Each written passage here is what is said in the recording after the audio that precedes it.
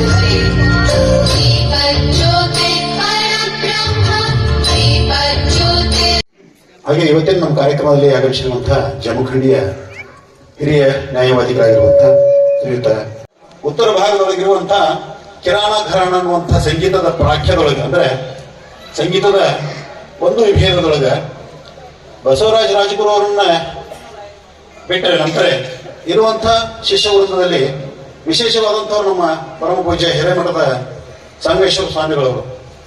ಮಧುರಕಂಡಿ ಗ್ರಾಮದಲ್ಲಿ ನಮ್ಗೆ ಬಹಳ ಜನರಿಗೆ ಅವರಿಗೆ ಸಂಗೀತ ಏನ್ ಹೇಳ್ತಾರೋ ಅಂತ ಗೊತ್ತಿರಲಿಲ್ಲ.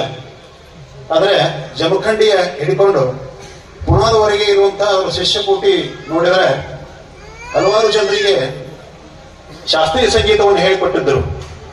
ಅದು ಕಿರಾಣ ಘರಾಣ ಮೋಡಿಯ ಹಿರಿಕಾರರು ಅವರು ತಪ್ಪಾಗ್ಲಿಕ್ಕಿಲ್ಲ ಅಂತ ಒಬ್ಬ ಹಿರಿಯ ಸಂಗೀತ ಚೇತನ ನಮ್ಮ ಸ್ವಾಮಿ ಸಂಗಮೇಶ್ವರ ಹಿರೇಮಠ ಅವರು. ಆ ನಿಟ್ಟಿನಲ್ಲಿ ನಾವು ಕಲಾವಿದರನ್ನು ಗೌರವಿಸುವಂಥದ್ದು ನಮ್ಮ ವಾಡಿಕೆ. ಆ ನಿಟ್ಟಿನಲ್ಲಿ ಒಂದು 4 ಜನ ಕಲಾವಿದರನ್ನ ಇಲ್ಲಿ ಸನ್ಮಾನಕ್ಕೆ ಕರೆದಿದ್ದೀವಿ.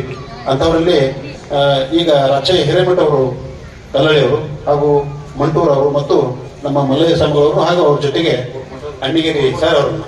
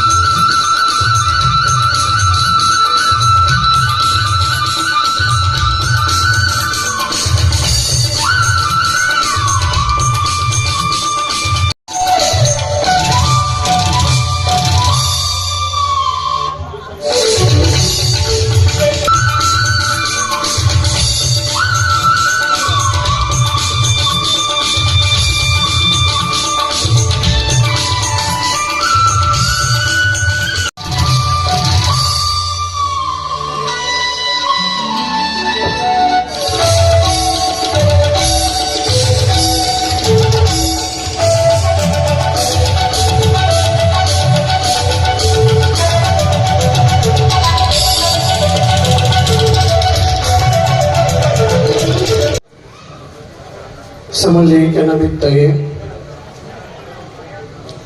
ಸಚ್ಚಿದಾನಂದ ರೂಪಾಯ ಶಿವಾಯ ಪರಮ.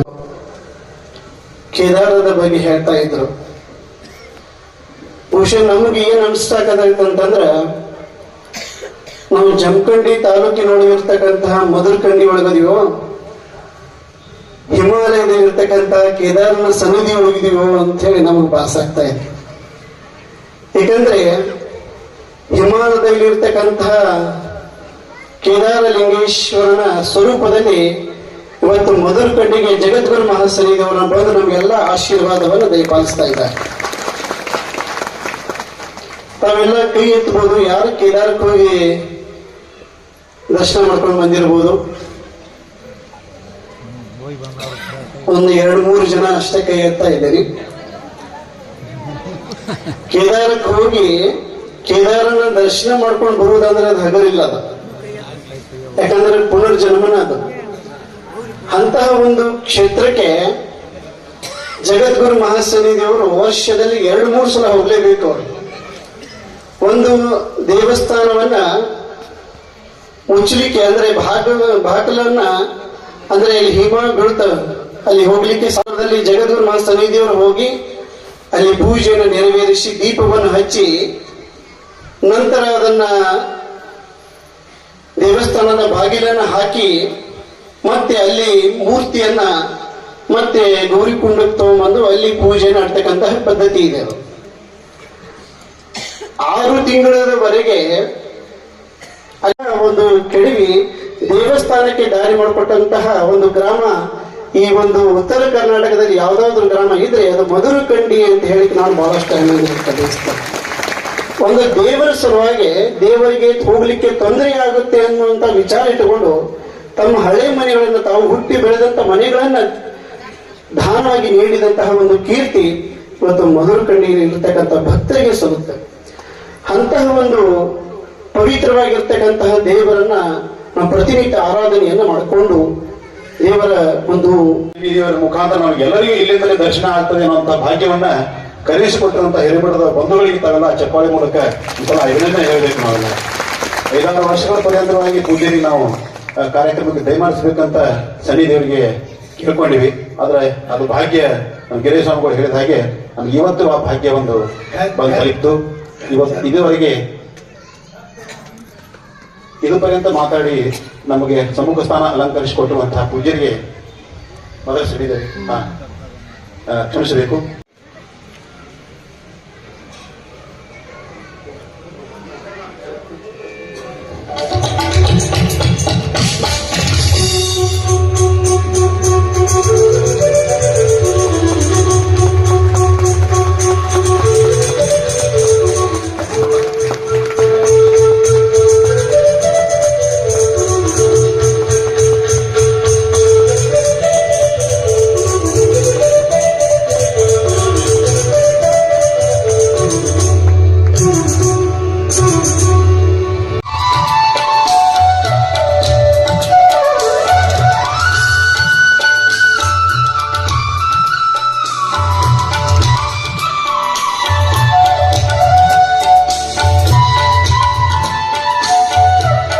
ಸಚ್ಚಿದಾನಂದ ರೂಪಾಯ ಶಿವಾಯ ಬ್ರಹ್ಮಣೇ ನಮಃ.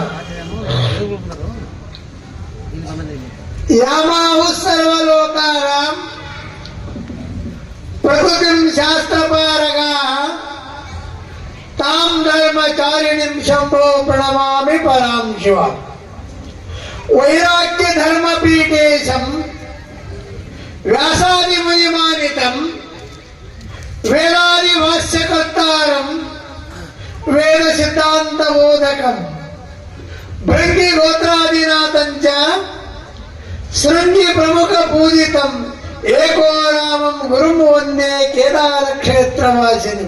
ಹಿಮವತ್ ಕೇದಾರ ವೈರಾಗ್ಯ ಪೀಠದ ಆದಿ ಜಗದ್ಗುರು ಏಕೋ ರಾಮಾರಾಧ್ಯರನ್ನೇ ಮೊದಲು ಮಾಡಿಕೊಂಡು ಇಲ್ಲಿವರೆಗೆ ಆಗಿ ಹೋಗಿರ್ತಕ್ಕಂಥ ಸಮಸ್ತ ಗುರುವೃಂದಕ್ಕೆ ಅನಂತ ನಮಸ್ಕಾರ ಅರ್ಪಿಸಿ ಇವತ್ತಿನ ದಿವಸ ಕರ್ನಾಟಕ ರಾಜ್ಯದ ಬಾಗಲಕೋಟೆ ಜಿಲ್ಲೆಯ ಜಮಖಂಡಿ ತಾಲೂಕಿನ ಅಂತರ್ಗತವಾಗಿರ್ತಕ್ಕಂಥ ಮಧುರಖಂಡಿಯ ಗ್ರಾಮದಲ್ಲಿ ಜನ್ಮ ತಾಳಿ ತಮ್ಮ ಜೀವನವನ್ನು ಸಾರ್ಥಕ ಸಂಗೀತಮಯ ಮಾಡಿಕೊಂಡಿರ್ತಕ್ಕಂಥ ಲಿಂಗೈಕ್ಯ ಸಂಗಮೇಶ್ವರ ಹಿರೇಮಠರವರ 11ನೇ ವಾರ್ಷಿಕೋತ್ಸವದ ನಿಮಿತ್ತವಾಗಿ ಈ ಸಭೆಯಲ್ಲಿ ಉಪಸ್ಥಿತರಿದ್ದು ಹೃದ್ಗತವನ್ನು ಮಾಡಿರ್ತಕ್ಕಂಥ ಜಮಖಂಡಿಯ ಮುತ್ತಿನಕಂತಿಯ ಪಟ್ಟಾಧ್ಯಕ್ಷರಾಗಿರ್ತಕ್ಕಂಥ ಶಟಸ್ಥಲ ಬ್ರಹ್ಮಿ ಶಿವಲಿಂಗ ಪಂಡಿತಾರಾಧ್ಯ ಶಿವಾಚಾರ್ಯ ಸ್ವಾಮೀಜಿಯವರೇ ಮತ್ತು ಇದೀಗ ಆ ಸಂಗಮೇಶ್ವರ ಹಿರೇಮಠರವರ ಆಪ್ತ ಮತ್ತು ಬಂಧು ಮತ್ತು ಶಿಷ್ಯವಾಗಿರ್ತಕ್ಕಂಥ ವ್ಯಾಸಪೀಠದಲ್ಲಿರುವಂತಹ ಸಮಸ್ತ ಗಣ್ಯಮಾನ್ಯರೇ, ಸಮಸ್ತ ಗ್ರಾಮಸ್ಥ ಮಂಡಳಿಯವರೇ, ಈ ಕಾರ್ಯಕ್ರಮದ ಸುಯೋಜನೆ ನಿಯೋಜನೆ ಮಾಡಬೇಕಂತ ಸಂಯೋಜನ ಸಮಿತಿಯ ಸಮಸ್ತ ಸದಸ್ಯರೊಂದವೇ, ಛಾಯಾಕಾರರೇ, ಪತ್ರಕಾರರೇ, ಚಿತ್ರಕಾರರೇ, ಸಮಸ್ತ ಸದ್ಭಕ್ತರೊಂದವೇ. ಜಾತಸ್ಯ ಧ್ರುವಂ ಮೃತ್ಯು ಧ್ರುವಂ ಜನ್ಮ ಮೃತಸ್ಯ ಚ ಜಂತುರ ಮರಣ ಜನ್ಮಾಭ್ಯಾಂ ಪ್ರಗತಿ ಚಕ್ರವನ್. ಮನುಷ್ಯ ಹುಟ್ಟುತ್ತಾ ಇದ್ದಾನೆ, ಒಂದಿನ ಅವನು ಶಿವಲೋಕ ಯಾತ್ರೆ ಮಾಡ್ತಾ ಇದ್ದಾನೆ. ಇದು ಮನುಷ್ಯನ ಚಕ್ರ.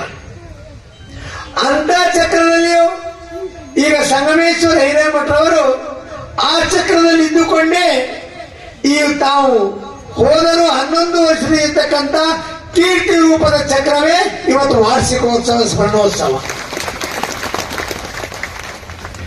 ಪ್ರತಿಯೊಬ್ಬರಲ್ಲಿ ಒಂದು ಪ್ರಕಾರದ ವಿದ್ಯೆ ಇರ್ತಾ ಇದೆ. ಆ ವಿದ್ಯೆಯನ್ನು ಹೇಗೆ ಸದುಪಯೋಗ ಮಾಡ್ಕೋಬೇಕನ್ನೋದು ಅವರವರಿಗೆ ಬಿಟ್ಟುಕೊಟ್ಟ ವಿಷಯ.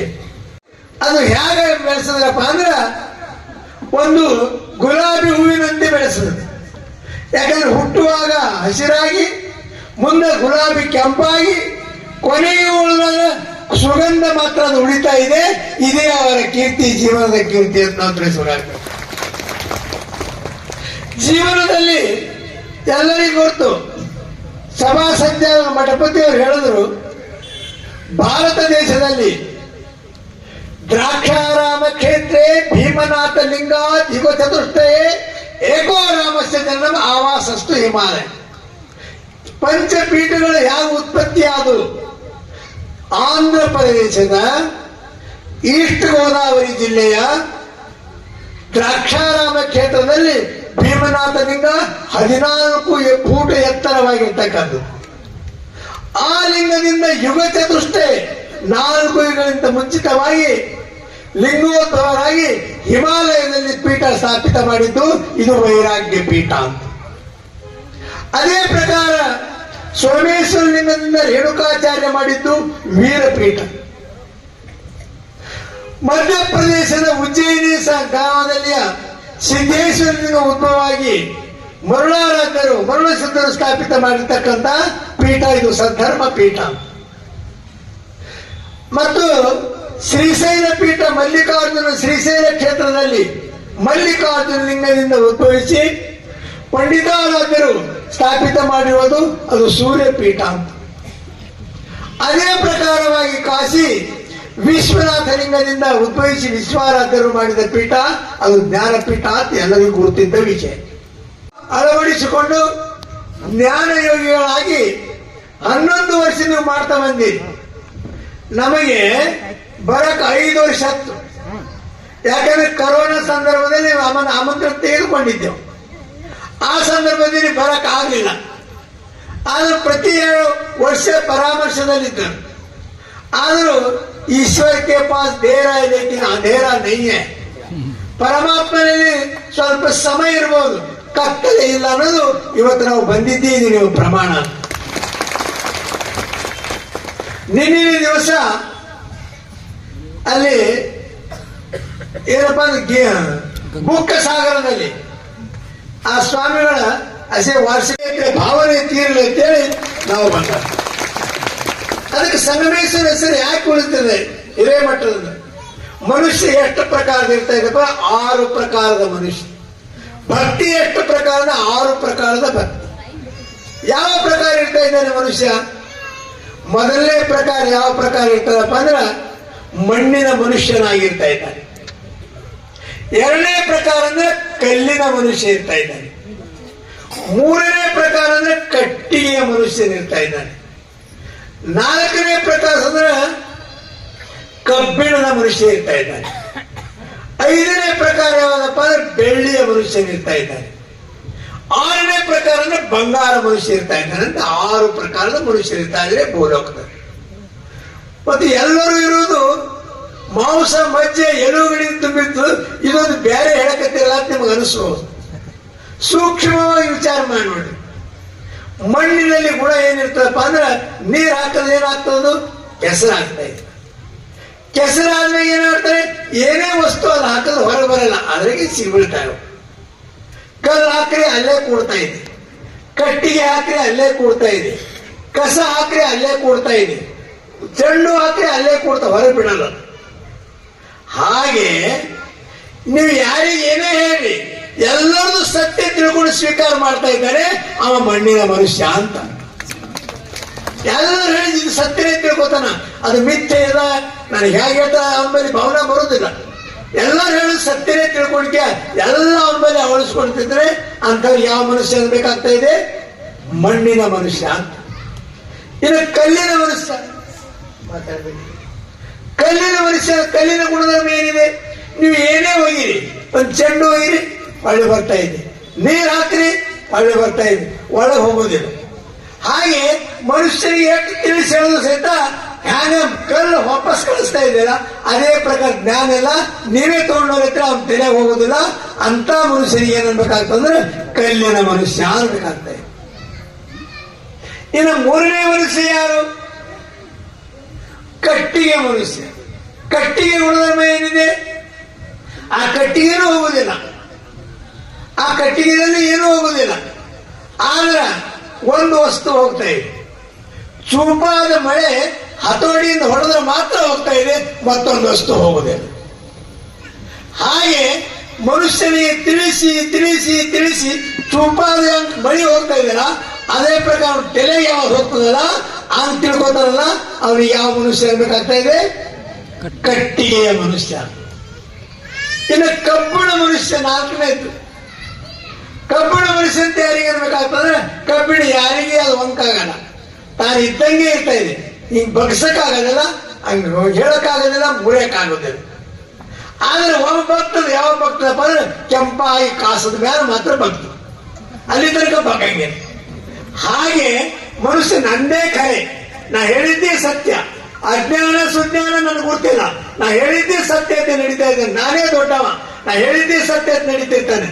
ಆದ್ರೆ ಅವನು ಕೂಡ ಏನಪ್ಪ ಪ್ರಸಂಗ ಬಂದಾಗ ಏನಕ್ಕೆ ಮಜಬೂರಿ ಬಂದಿರ್ತದೆ ಮನುಷ್ಯನಿಗೆ ಆಯುಷ್ಯದಲ್ಲಿ, ಅವನಿಗೆ ಕಷ್ಟ ಬಂದಿರ್ತದ, ಆಗ ಮಾತ್ರ ಅವ ಯಾಕೆ ಕಬ್ಬಿಣ ಹೆಂಗು ಕೆಂಪಾದ ಕಾಯ್ದಾಗ ಬಗ್ತಾ ಇದ್ದಾನೆ, ಆಗ ಆವಳಿಗೆ ಒಂಬಗ್ತಾ ಇದ್ದಾನೆ, ಮತ್ತದ ಆತದ ಬಗ್ಗಂಗಿಲ್ಲ, ನಂದೇ ಕರೆಯಾನ. ಈ ಭಾವನೆ ಉಳ್ಳ ಮನುಷ್ಯ ಯಾರು, ಕಬ್ಬಿಣದ ಮನುಷ್ಯ ಅಂತ. ಇನ್ನು ಬಂಗಾರದ ಬೆಳ್ಳಿಯ ಮನುಷ್ಯ ಅಂದ್ರೆ ಯಾರು, ಬೆಳ್ಳಿಯ ಗುಣಧರ್ಮ ಏನಪ್ಪ ಅಂದ್ರೆ ಸ್ವಚ್ಛವಾಗಿರುವುದು, ಶುಭ್ರವಾಗಿರ್ತಾ ಇದೆ. ಆದರೂ ಕೂಡ ಮಣ್ಣಲ್ಲಿ ಮುಚ್ಚಿಟ್ಟಾಗ ಸ್ವಲ್ಪ ಕಪ್ಪಾಗ್ತಾ ಇದೆ, ಮತ್ತೆ ತಿಕ್ಕಿದ ಮೇಲೆ ಅದು ಸ್ವಚ್ಛ ಆಗ್ತದೆ. ಹಾಗೆ ಮನುಷ್ಯ ಸುಜ್ಞಾನನಾಗಿ, ತಾನು ವಿವೇಕ ಬುದ್ಧಿ ಉಳ್ಳವನಾಗಿ, ಅಂದ್ರೆ ಪರೋಪಕಾರ್ಥಿಯಾಗಿ ಇರ್ತಾ ಇದ್ದಾನೆ. ಆದ್ರೆ ಪ್ರಸಂಗ ಬಂದಾಗ ಅವನಿಗೆ ದೈವದಲ್ಲಿ ಪ್ರಸಂಗ ಕಠಿಣ ಬಂದಾಗ ಅವನು ಸ್ತಬ್ಧವಾಗಿರ್ತಾನೆ, ಅಂದ್ರೆ ಕಪ್ಪಾಗಿ ಕಾಣ್ತಾ ಇದ್ದಾನೆ. ಯಾಕೆ ಕಪ್ಪ, ಬೆಳ್ಳಿ ಕಪ್ಪು ಇರ್ತಾ ಇದೆಯಲ್ಲ, ಅದು ತಿಕ್ಕಿದ ಮೇಲೆ ಮತ್ತೆ ಶುಭ್ರ ಆಗ್ತಾ ಇದೆ. ಆ ಪ್ರಕಾರ ಇರುವವನಿಗೆ ಬೆಳ್ಳಿಯ ಮನುಷ್ಯ ಅಂತ ಇದ್ದಾನೆ. ಇನ್ನು ಬಂಗಾರ ಮನುಷ್ಯ, ಬಂಗಾರ ಮಣ್ಣಾಗಿ ಇಡ್ರಿ, ಮೇಲೆ ಇಡ್ರಿ, ಲಾಕರ್ದಾಗ ಇಡ್ರಿ, ತನ್ನ ಬಣ್ಣ ಕಳ್ಕೊಳ್ಳಲ್ಲ. ಹಾಗೆ ಮನುಷ್ಯನಿಗೆ ಯಾರೇ ಏನೇ ಹೇಳಿ ಏನೇ ಮಾಡಲಿ ವಿವೇಕ ಬುದ್ಧಿಯಿಂದ ಜ್ಞಾನ ರೂಪವಾಗಿ ಸ್ವೀಕಾರ ಮಾಡಿ ಜೀವನ ಸುಖವಾಗಿ ಮಾಡಲಿಕ್ಕೆ ಉಪದೇಶ ಮಾಡ್ತಾ ಇದ್ದಾನೆ. ಅಂತವನಿಗೆ ಯಾವ ಮನುಷ್ಯ ಅಂತ ಇದ್ದಾರೆ, ಬಂಗಾರ ಮನುಷ್ಯ ಅಂತ ಇದ್ದಾರೆ. ಎಲ್ಲರಿಗೆ ಅನಿಸ್ತಾ ಇದೆ ನಾನು ಬಂಗಾರ ಮನುಷ್ಯ ಆಗಬೇಕು ಅಂತ. ಈಗ ನೀವು ಯಾವ ಮನುಷ್ಯ ಇದ್ದೀರಿ, ನಿಮ್ಮ ಆತ್ಮ ಕೇಳಿ ಹೊರಗೆ ಹೇಳೋದು ಅವಶ್ಯಕತೆ ಇಲ್ಲ. ಮಣ್ಣಿನ ಮನುಷ್ಯ ಇದ್ದೀರೋ, ಕಲ್ಲಿನ ಮನುಷ್ಯ ಇದ್ದೀರೋ, ಕಟ್ಟಿಗೆ ಮನುಷ್ಯ ಇದ್ದೀರೋ, ಕಬ್ಬಿಣ ಮನುಷ್ಯ ಇದ್ದೀರಿ, ನಿಮ್ಮ ಆತ್ಮ ಕೇಳಿ ಯಾವ ಮನುಷ್ಯ ಆಗ್ಬೇಕಾಗ್ತದೆ ಅದು ನೀವು ಇವತ್ತಿನ ನಿರ್ಧಾರ ಮಾಡಿ. ಯಾಕೆ ಬಂಗಾರ ಮನುಷ್ಯ ಅವನು ನಿರ್ವಿಕಲ್ಪೋ ನಿರಾಕಾರೋ ನಿರ್ಗುಣೋ ನಿಷ್ಪ್ರಪಂಚಕ. ಬಂಗಾರ ಮನುಷ್ಯನೇ ತಾನು ಯಾವುದೂ ಅಕಸ್ಮಾತ್ ತೆಗೆದುಕೊಳ್ಳುವುದಿಲ್ಲ. ಆಗ ಈ ಸಂಗಮೇಶ್ವರ ನಡೆದ ದಾರಿ ಯಾರಪ್ಪ ಅಂದ್ರೆ ಬಂಗಾರ ಮನುಷ್ಯನ ದಾರಿ ಅಂತ ನಾವು ಹೇಳಬೇಕು. ಅವರಿಗೆ ಸ್ವರ್ಣೋತ್ಸವ ಅಂದ್ರೆ ಏನು? ಹೊಳ್ಳಿ ನೋಡಪ್ಪ ಅಂತ. 11 ವರ್ಷ ಅವರ ಆಯುಷ್ಯ ಹೊಳ್ಳಿ ನೋಡು ಅಂತ. ಇಷ್ಟು ದಿವಸ ಅವ್ರು ಯಾವಾದ್ರೂ ಹೊಳ್ಳಿ ನೋಡು, ಅವರಲ್ಲಿದ್ದಂತೆ ನೀವು ಸ್ವಲ್ಪ ಗುಣಗಳನ್ನು ತೆಗೆದುಕೊಳ್ಳು ಅಂತ. ಹೇಗೆ ಜಗತ್ತಿನಲ್ಲಿ ಪೃಥಿವ್ಯಾಂ 3 ರತ್ನಾನಿ ಜಲಂ ಅನ್ನಂ ಸುಭಾಷಿತಂ. ಪೃಥ್ವಿ ಮೇಲೆ 3 ರತ್ನಗಳಿವೆ: ನೀರು, ಅನ್ನ, ಒಳ್ಳೆಯ ನುಡಿಗಳು. ನಾವು ಶ್ರುತಿ ಇರ್ತಾ ಇದ್ದಾನೆ. ಮನುಷ್ಯನಿಗೆ 5 ಪ್ರಕಾರದ್ದು ಏನಿರ್ತದ ಸೂತಕಗಳಿರ್ತಾ ಇದೆ. ಜನನ ಸೂತಕ, ಮರಣ ಸೂತಕ, ಋತು ಸೂತಕ, ಜಾತಿ ಸೂತಕ, ಉಚ್ಚಿಷ್ಟ ಸೂತಕ. ಈ 5 ಸೂತಕಗಳು ಯಾರ ಕೊರಳಲ್ಲಿ ಲಿಂಗ ಇರ್ತದೆ ಅದು ಅವರಿಗೆ ಲಾಭ ಆಗುದಿಲ್ಲ. ಆ ಸೂತಕ ತನ್ನಿಂತಾನೇ ಹೋಗ್ತಾ ಇರ್ತದೆ.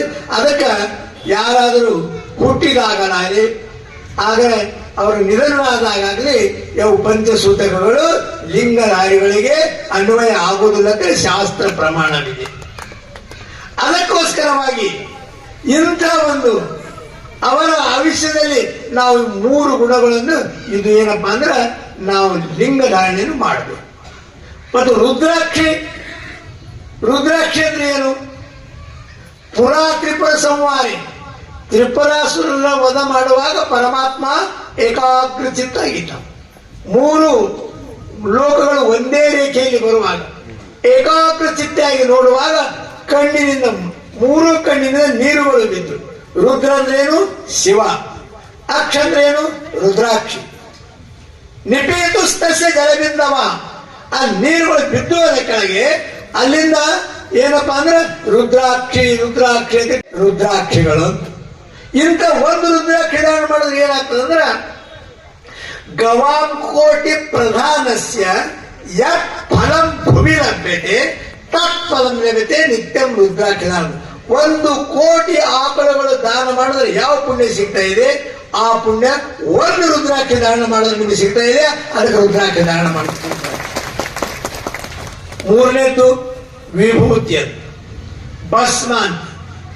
ಪರಮಾತ್ಮನಿಗೆ 5 ಮುಖಗಳು: ಸದ್ಯೋಜಾತ, ವಾಮದೇವ, ಅಘೋರ, ತತ್ಪುರುಷ, ಈಶಾ. 5 ಮುಖಗಳಿಂದ 5 ಆಕಳಗಳು ಉತ್ಪತ್ತಿಯಾದವು: ನನ್ನ, ಭದ್ರ, ಸುರಭಿ, ಸುಮನ, ಸುಶೀಲ. ಅವು ಯಾವ ಬಣ್ಣದಿದ್ದು ಅಂದ್ರೆ ಕಪಿಲ, ಕೃಷ್ಣ, ಧವಲ, ಧೂಮ್ರ, ರಕ್ತ, ತಥೈವತೆ 5 ಬಣ್ಣ. ಅವುಗಳಿಂದ 5 ಪ್ರಕಾರದ ಭಸ್ಮ ತಯಾರಾದವು: ವಿಭೂತಿ, ಭಸಿತ, ಭಸ್ಮ, ಕ್ಷಾರ, ರಕ್ಷ. ಪ್ರತಿಯೊಂದರಲ್ಲಿ 4: ಕಲ್ಪ, ಅನುಕಲ್ಪ, ಉಪಕಲ್ಪ, ಅಕಲ್ಪ. ಎಲ್ಲಕ್ಕಿತ್ತು ಆಕಳು ಗೋಮಯದಿಂದ ಆಗಿರ್ತಕ್ಕಂಥದ್ದು ಮಂತ್ರದಿಂದ ಹಿಡಿದಾಗ ಕಲ್ಪ ಭಸ್ಮ ಶ್ರೇಷ್ಠವಾದದ್ದು. ಆ ಕಲ್ಪ ಭಸ್ಮವನ್ನು ಸಜಲೇನ ಭಸ್ಮನ ಸಹಿತ ಮಧ್ಯಾಂಗುಲಿ ತ್ರಯಣೈವ, ನೀರಿನಿಂದ ಬೆರೆಸಿ ಅಂತ ಭಸ್ಮ ನಡುವಿನ 3 ಬೆರಳುಗಳಿಂದ ತ್ರಿಪುಂಡ್ರಾಂಕಿತ ಮಸ್ತಕಕ್ಕೆ ಹಚ್ಚೋದ್ರೆ ಏನಾಗ್ತದೆ ಅಂದ್ರೆ ತಲೆ ನೋಯ್ತಂದ್ರೆ ತನ್ನಿಂತಾನೇ ನಿಂತು ಬಿಡ್ತಾ ಇದೆ. ಅದು ಶುದ್ಧ ಭಸ್ಮ ಇರ್ಬೇಕು, ಕಲ್ಪ ಭಸ್ಮ ಇರ್ಬೇಕು. ಯಾಕಂದ್ರೆ ಆ ಗೋಮಯದಿಂದ ತಯಾರಾಗಿರ್ತಕ್ಕಂಥ ಭಸ್ಮದಲ್ಲಿ ಕ್ಯಾಲ್ಸಿಯಂ ಅನ್ನು ಶಕ್ತಿ ಉತ್ಪತ್ತಿ ಆಗ್ತಾ ಇದೆ. ಅದಕ್ಕ ಕಡಿಮೆ ಅಂದರೆ ಶರೀರಕ್ಕೆ 15 ಸ್ಥಳಗಳಲ್ಲಿ ಭಸ್ಮ ಧಾರಣ ಮಾಡಬೇಕು. 15 ಸ್ಥಳಗಳಲ್ಲಿ. ಮನುಷ್ಯನ ಶರೀರ ಹೇಗೆ ಬ್ರಹ್ಮಾಂಡ ಇದೆ 14 ಲೋಕಗಳನ್ನು ಕೂಡ 14 ಲೋಕಗಳಿಂದ. ಈ ನಾಭಿಸ್ಥಾನದಿಂದ ಮೇಲ್ಗಡೆ ಭೂರ್ಭುವ ಸ್ವ ಮ ಜನ ತಪ ಅಂತ 7 ಲೋಕಗಳು. ನಾಭಿಯ ಕೆಳಗೆ ಅತಲ, ವಿತಲ, ಸುತಲ, ತಲಾತಲ, ರಸಾತಲ, ಮಾತಲ ಅಂತ 7 ಲೋಕಗಳು. ನಾವು ಭಸ್ಮ ನಾಭಿಸ್ಥಾನದಿಂದ ಮೇಲ್ಗಡೆ ಹಚ್ತಾ ಇದೆ. 15 ಸ್ಥಾನಗಳಿದೆ, ನಿಮ್ಗೆ ಗುರ್ತಿರ್ಬೋದು. 15 ಸ್ಥಾನ ಪೂಜೆ ಮಾಡುವಾಗ ಗುರ್ತಿರ್ಬೋದು, ಇಲ್ಲ 15 ಸ್ಥಾನ ಗುರ್ತಿರ್ಬೋದಲ್ಲ. ಎಲ್ಲಂದ್ರ ತಿಳ್ಕೋರು ಗುರ್ತಿರ್ಲಾರ್ದವರು: ಉತ್ತಮ ಅಂಗಿ ಮಸ್ತಕದ ಮೇಲೆ, 2ನೇದು ಹಣೆಯ ಮೇಲೆ, 3ನೇದು ಕೊರಳಲ್ಲಿ, 4 ಮತ್ತು 5 ಕಿವಿಗಳಲ್ಲಿ, 7 ಹೃದಯದ ಮೇಲೆ, 8 ನಾಭಿಯ ಮೇಲೆ, 9 ಬೆನ್ನ ಮೇಲೆ, 10 2 ಮೊಣಕಟ್ಟಲ್ಲಿ 10 11, 12 13 ಮೊಳಕೈಗಳಲ್ಲಿ, 14 ಮತ್ತು 15 2 ಭುಜಗಳಲ್ಲಿ. ಈ ಪ್ರಕಾರ 15 ಸ್ಥಳಗಳಲ್ಲಿ ಭಸ್ಮ ನಾವು ಹಚ್ತಾ ಇದ್ದು. ಇದು ನಮ್ಮ ಶಾಸ್ತ್ರ ಪ್ರಕಾರ. ಅಲ್ಲೇ ಯಾಕೆ ಹಚ್ಚಂದ್ರು? ಮತ್ತೊಂದು ಕಡೆ ಒತ್ತಡಿ ಹಾಕ್ತಿದ್ದೇನೇನು? ಅಲ್ಲೇ ಯಾಕಂದ್ರೆ ಕಾರಣ ಇದೆ. ಈ ಒಂದು ಜೀಪ್ ಇದೆ, ಒಂದು ಕಾರ್ ಇದೆ, ಗ್ರೀಸ್ ಎಲ್ಲಿ ಹಾಕ್ತಾ ಇದ್ದಾರೆ? ಅದಕ್ಕೆ ಎಲ್ಲಿ ತುಂಬ್ತಾ ಇದೆ ಗ್ರೀಸ್? ಎಲ್ಲಿ ತುಂಬ್ತಾ ಇದೆ? ಪೂರ ಗಾಡಿ ಹಾಕ್ತಾರನು ಇಲ್ಲ, ಡೀಸೆಲ್ ಪೆಟ್ರೋಲ್ ಪಂಪ್ಲೆ ಹಾಕ್ತಾರನು, ಟಾಕಿದ ಹಾಕ್ತಾರನು, ಎಲ್ಲಿ ಹಾಕ್ತಾ ಇದ್ದಾರೆ ಗೊತ್ತಿಲ್ಲ. ಎಲ್ಲಿ ಬೇರಿಂಗ್ ಇರ್ತವೆ ಅಲ್ಲಿ ಗ್ರೀಸ್ ಹಾಕ್ತಾ ಇದ್ದಾರೆ. ಗಾಡಿಗಳಿಗೆ ಎಲ್ಲಿ ಬೇರಿಂಗ್ ಇರ್ತದೆ ಅಲ್ಲಿ ಗ್ರೀಸ್ ಇರ್ತಾ ಇದೆ. ಅದೇ ಪ್ರಕಾರವಾಗಿ ನಿಮ್ ಬೇರಿಂಗ್ ಅದಾವ 15 ಸ್ಥಳಗಳಲ್ಲಿ. ಆ 15 ಸ್ಥಳಗಳಲ್ಲಿ ಏನಪ್ಪಾ ಅಂದ್ರೆ 2 ಎಲುಗಳು ಕೂಡ್ಯವ. 2 ಎಲುಗಳು ಅದು ಇದಕ್ಕೇನಪ್ಪ ಬೇರಿಂಗ್ ಪ್ರಕಾರ ಕೆಲಸ ಮಾಡ್ತಾವ. ಎಲ್ಲೆಲ್ಲಿ ನೋಡಿ, ಇಲ್ಲಿ 2 ಎಲುವು ಕೂಡ್ಯವ, ಇಲ್ಲಿ ಕೂಡ್ಯವ, ಇಲ್ಲಿ ಕೂಡ್ಯವ, ಇಲ್ಲಿ ಕೂಡ್ಯವ. ಅದಕ್ಕೆ 15 ಸ್ಥಳಗಳಲ್ಲಿ ಗ್ರೀಸ್ ಪ್ರಕಾರ ಭಸ್ಮ ಕೆಲಸ ಮಾಡ್ತಾ ಅಂತೇಳಿ 15 ಸ್ಥಳಗಳಲ್ಲಿ ಭಸ್ಮ ಮಾಡ್ತಾರೆ. ಈ ಪ್ರಕಾರ ಭ್ರೂಮಧ್ಯೆ ಸ್ಫಾಟಿಕಂ. ಯಾಕಂದ್ರ ಸಿದ್ಧಾಂತ ಶಿವಶಕ್ತಿ ಸಮುತ್ಪನ್ನೇ ಯಶಾಸವು ಪತ್ತು. ಶಿವ ಮತ್ತು ಶಕ್ತಿ ಇಲ್ಲಾಂದ್ರೆ ಉತ್ಪತ್ತಿ ಆಗಲ್ಲ. ಪತಿ ಇದ್ರೆ ಅವರ ಪುತ್ರ ತಯಾರಾಗ್ತಾನೆ. ಅವ ಹೇಳಿ ನೀ ಯಾರ ಮಗ ಅಂತ ಕೇಳ, ತಂದಿನ ಮಗ ತಾಯಿನ ಮಗ ಅಂತ ಒಬ್ಬರೇ ಇದ್ರೆ ಮಗ ಹುಟ್ಟುದಲ್ಲ. ಅದಕ್ಕ ಪಾರ್ವತಿ ಮತ್ತು ಪರಮೇಶ್ವರ ಅಂದ್ರೆ ಕುಂಕುಮ ಇದು ಪಾರ್ವತಿಯ ಪ್ರತೀಕ, ಶಕ್ತಿಯ ಪ್ರತೀಕ, ಭಸ್ಮ ಪರಮಾತ್ಮನ ಪ್ರತೀಕ. ಹೀಗೆ ಯಾರು ಧಾರಣ ಮಾಡ್ಕೊತು ತಮ್ಮ ಕರ್ತವ್ಯ ನಿರತರಾಗ್ತಾರಲ್ಲ, ಹಾಗೆ ಸಂಗಮೇಶ್ವರರಂತೆ ನೀವು ಕೂಡ ಕೀರ್ತಿವಾನರಾಗ್ತೀರಿ ಅಂತೇಳಿ ಈ ಸಂದರ್ಭದಲ್ಲಿ ಹೇಳ್ಬೇಕಾಗ್ತಾ ಇದೆ. ಅದಕ್ಕೆ ಆ ಹೆಸರು ಅವ್ರಿಟ್ಟಿರ್ಬೋದು, ಆ ಹೆಸರಿಟ್ಟರು ಸರಿ ಆಗಲ್ಲ. ಹೆಸರು ದಾನಪ್ಪ ತಿಟ್ಟು ದಾನ ಮಾಡೋದು ದಾನಪ್ಪ ಅಕ್ಕನ, ಇಲ್ಲಪ್ಪ ಅಂದ್ರೆ ಮತ್ತೇನಾಗ್ತ ನೀವು ನೋಡ್ಕೊಳ್ಳಿ. ಮನುಷ್ಯನಿಗೆ ಹೆಸರಿಟ್ಟಕ್ಕಾಗಲ್ಲ. ಹಾಗೆ ಈ ಊರ ಹೆಸರ ಮಧುರ ಖಂಡಿತ ಇಟ್ಟರು ಕರೆಯಲ್ಲ. ಆದ್ರೆ ನೀವು ಹಿಂಗೆ ನಡೆದ್ರೆ ಮಾತ್ರ ಮಧುರ ಖಂಡಿ ಆಗ್ತಲ್ಲ, ಇಲ್ಲ ಮತ್ತ ಅದೇ ಖಂಡಿ ಆಗ್ತಲ್ಲ. ಅದಕ್ಕೆ ನೀವು ವಿಚಾರ ಮಾಡಿ ಪ್ರತಿಯೊಬ್ಬರು ಇವರ ಸ್ಮರಣೋತ್ಸವದ ನಿಮಿತ್ತವಾಗಿ ಇವತ್ತಿನ ದಿವಸ ಏನು ಒಂದು ಆನಂದದಿಂದ, ಕೆ ಅಂದ್ರೆ ಏನು ಸ್ವರ್ಗ, ದಾರ ಅಂದ್ರು ಬಾಗಿಲು, ಸ್ವರ್ಗದ ಬಾಗಿಲದ ಪುಣ್ಯ ನಿಮ್ಮ ಮಧುರ ಖಂಡಿ ಬಂದಪ್ಪ ಅಂದ್ರೆ ಅದರ ಪುಣ್ಯವನ್ನು ನೀವು ಉಪಯೋಗ ಮಾಡ್ಕೋಬೇಕು ಜೀವನದಲ್ಲಿ. ಯಾಕಂದ್ರೆ ಕೇದಾರ ಅಷ್ಟು ಸುಲಭ ಇಲ್ಲ. ಅಲ್ಲಿ ಹೋದ್ರು ಲಕ್ಷಾಂತರ ಜನ ದರ್ಶನ ಆಗೋದು ಕಷ್ಟ. ದರ್ಶನಕ್ಕೆ ಹೋಗ್ಬೇಕಂದ್ರು ಬರ್ಪ ಬೀಳ್ತಾ ಇದೆ. ಹೆಲಿಕಾಪ್ಟರ್ ಇದ್ರು ಕೂಡ ಮೋಸಮ್ ಚೇಂಜ್ ಆಗ್ತದೆ, ಅಲ್ಲೇ ನಿಂದಿರ್ತಾವ. 100 ಹೆಲಿಕಾಪ್ಟರ್ ಇದ್ರು ಹಾರಕ್ಕಾಗಲ್ಲ. ಕಾಲ್ನಡಿಗೆಯಿಂದ ಹೋಗ್ಬೇಕಾದ್ರೆ ಬರ್ಪ ಬಿದ್ದಿರ್ತಾ ಇದೆ. ಕುದುರೆಗಳು ಸೋದ ಆ ಬರ್ಪದ ಮೇಲೆ ಹೋಗುವುದಿಲ್ಲ. ಇಂಥ ಕಡಿಮೆ ಪ್ರಸಂಗದಲ್ಲಿ ಅದೇನಪ್ಪ ಪರಂಪರೆ, ಈ ಪೀಠದಲ್ಲಿ ಪರಂಪರೆ ಏನಪ್ಪಾ ಅಂದ್ರೆ ಅದ್ರ ಕಿಲಿ ಮುಚ್ಚುವಾಗ ಅಕ್ಷಯ ತೃತೀಯಾಗ ತೆರೆಯುವಾಗ ನಾವೇ ತೆರಿಬೇಕಾಗ್ತಾ ಇದೆ, ಮತ್ತು ದೀಪಾವಳಿಯಲ್ಲಿ ದ್ವಿತೀಯಕ ನಾವೇ ಮುಚ್ಚಬೇಕಾಗ್ತಾ ಇದೆ. ಮತ್ತೆ ಒಬ್ಬ ಪೂಜೆ ಮಾಡಿ ಬಂದಾಗ 6 ತಿಂಗಳ ಮತ್ತ ತೆಗೆದಾಗ ಅಲ್ಲಿ ನೋಡ್ಬೇಕು ಹೂವ, ಪತ್ರಿ, ಭಸ್ಮ ಮತ್ತು ಹಣ್ಣು ಹಂಪಲ ಹಚ್ಚಿ 100 ಗ್ರಾಮ ದೀಪವನ್ನು ಹಚ್ಚಿ ನಾವು ಹೊರಗೆ ಬರ್ತೇವಲ್ಲ, ತೆಗೆದಾಗ ಯಥಾ ಪ್ರಕಾರ ಅದೇ ಪ್ರಕಾರ ಇರ್ತದೆ. ಇದು ವೈಶಿಷ್ಟ್ಯ. ಅದಕ್ಕೆ ಷಣ್ಮಾಸಾನ್ 6 ತಿಂಗಳ ದೇವತೆಗಳಿಂದ ಪೂಜೆ, 6 ತಿಂಗಳ ಮಾನವರಿಂದ ಪೂಜೆ ಅಂತೇಳಿ ಅದು ಕೇದಾರನಾಥ್ಗೆ ಅಷ್ಟೊಂದು ಸ್ಥಾನ ಪ್ರಾಪ್ತ ಆಗಿದೆ. ಮತ್ತೆ ಪ್ರತಿನಿತ್ಯ 8 ಗಂಟೆ ಅವನ ಮಸ್ತಕದ ಮೇಲೆ ಸುವರ್ಣ ಕಿರೀಟ ಇರ್ತಾ ಇದೆ. ಕೇದಾರನಾಥ್ ಬಾಳ ರಾತ್ರಿ ಎಲ್ಲಿ ಬರ್ತದೆ, ನಮ್ಮ ಮಸ್ತಕದ ಮೇಲೆ 6 ತಿಂಗಳ ತನಕ ನಮ್ಮ ಜೊತೆಗೆ ಇರ್ತಾ ಇದೆ. ಅಂದ್ರ ಹರ ಮತ್ತು ಶಿವ, ಗುರು ಮತ್ತು ಶಿವ ಒಂದೇ ತನ್ನೋದು ವಿಶ್ವದಲ್ಲಿ ಒಂದೇ ಒಂದು ಸ್ಥಾನದಲ್ಲಿದೆ. ನಮ್ಮ ಮಸ್ತಕದ ಮೇಲೆ ಕೇದಾರ ಮಸ್ತಕ ಹೋಗ್ತಾ ಇದೆ, ಕೇದಾರ ಮಸ್ತಕ ನಮ್ಮ ಮಸ್ತಕದ ಬರ್ತಾ ಅಂದ್ರೆ ಇದು ವಿಶ್ವದಲ್ಲಿ ಪ್ರಖ್ಯಾತವಾಗಿದ್ದ ಪರಂಪರೆ. ಅದಕ್ಕೋಸ್ಕರ ಮಧುರ ಖಂಡಿಯೊಳಗೆ ನಿಮ್ಮ ಜೀವನ ಮಧುರ ಆಗಲಿ. ಆ ಸಂಗಮೇಶ್ವರ ಸ್ಮರಣೋತ್ಸವದ ಪ್ರತೀಕವಾಗಿ ಎಲ್ಲ ಸಂಗೀತಗಾರರು ಸವಿನೆನಮಿಗಾಗಿ ಇವತ್ತಿನ ದಿವಸ ನಿಮ್ಮೆಲ್ಲರಿಗೂ ಆ ಭಗವಂತನು ಆಯು, ಆರೋಗ್ಯ, ಭಾಗ್ಯ, ಸಕಲ ಸಂಪತ್ತು, ಅಷ್ಟೈಶ್ವರ್ಯ ಕೊಟ್ಟು ನಿಮ್ಮ ಜೀವನ ಕೃತಾರ್ಥ ಮಾಡಲಿ ಅಂತೇಳಿ ಈ ಅಲ್ಪವಾಗಿರ್ತಕ್ಕಂಥ ಆಶೀರ್ವಚನಕ್ಕೆ ವಿರಾಮ ಕೊಡ್ತಾ ಇದ್ದೇವೆ. ಓಂ ಶಾಂತಿ ಶಾಂತಿ ಶಾಂತಿ. ಮಾನವ ಧರ್ಮಕ್ಕೆ, ಧರ್ಮದಿಂದಲೇ ವಿಶ್ವಕ್ಕೆ, ಧರ್ಮದಿಂದಲೇ ವಿಶ್ವಕ್ಕೆ